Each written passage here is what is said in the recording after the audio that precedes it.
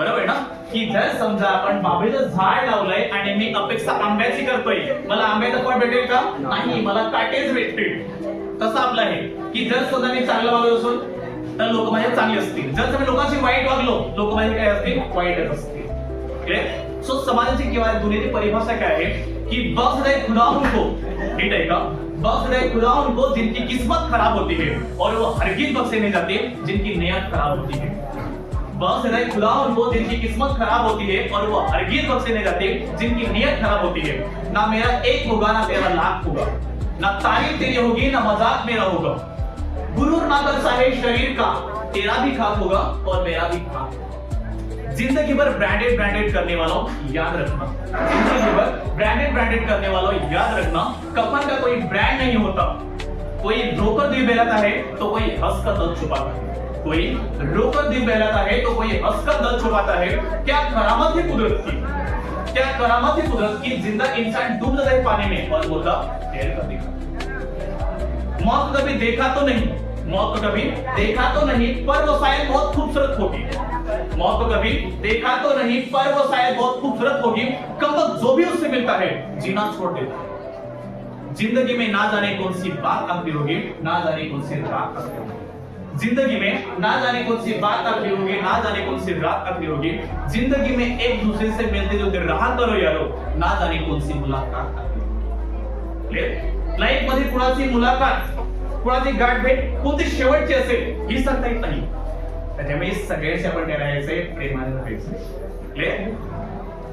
मैत्रीमध्ये बायचा दरार येऊ शकते, बरोबर ना? एखादा मित्र होऊ शकतो किंवा थोडासा गैरसमज होऊ शकतो. आपण ते लक्षात काय ठेवायचंय? लक्षात काय ठेवायचं आहे?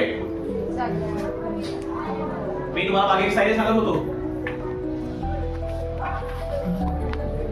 कोणती वाली शायरी?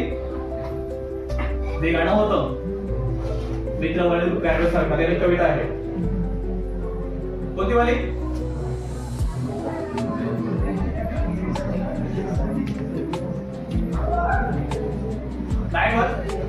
ठीक आहे.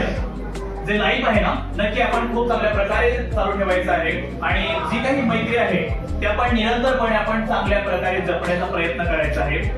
आणि जे आयुष्य आहे थोडक्यात लाईफ काय आहे सगळ्यांनी सांगितलंय की समजा 12वे हे महत्त्वाचं वर्ष आहे, आपण चांगल्या प्रकारे अभ्यास करायचे हे तर आहे. पण नेमकी आयुष्य काय आहे, आयुष्याची परिभाषा काय आहे? तर ते साधं एक सुविधा अपंड सांगते की आयुष्य छान आहे थोडं लहान आहे. आयुष्य छान आहे थोडं लहान आहे, रडतोस काय वेळा लढण्यात छान आहे. आयुष्य छान आहे थोडं लहान आहे, रडतोस काय वेळा लढण्यात छान आहे. काट्याची फुलाची झुलती कमान आहे, काट्याची फुलाची झुलती कमान आहे. उचलून घे हवं ते दुनिया दुकान आहे. जगणं निरर्थक म्हणतो तो बेईमान आहे, जगणं निरर्थक म्हणतो तो बेईमान आहे. सुखासाठी कधी हसावं लागतं तर कधी रडावं लागतं, कारण की सुंदर धडधडायला पाण्यालाही तुमच्यावरून पडावं लागतं. बरोबर ना? लाईफ मध्ये कोणतीही गोष्ट आहे की सहजपणे भेटत नाही. आता आपण बघतोय की समजा doctor APJ Abdul Kalam, doctor Ambedkar असेल किंवा सचिन तेंडुलकर असतील किंवा समजा अमिताभ बच्चन असतील किंवा समजा आयपीएस ऑफिसर विश्वास नांगरे पाटील असतील, त्या लोकांना जे यश भेटलंय सहज भेटलं असेल का? जी यशाची सुरुवात असते ना ती एकदम जबरदस्त असते, एकदम त्रासदायक असते यशाची सुरुवात. झालं की अपयश ही यशाची पहिली पायरी आहे. सो लाईफ मध्ये सुद्धा अपयश आलं आपण हार मानायची नाही.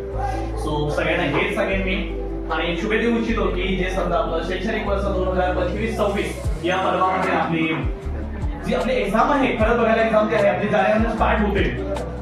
जानेवारी 23 पासून जी आपली प्रॅक्टिकल एक्झाम आहे ती स्टार्ट होते आणि त्यानंतर जी आपली थिअरी एक्झाम आहे ती आपली फेब्रुवारी मध्ये सुरू होते.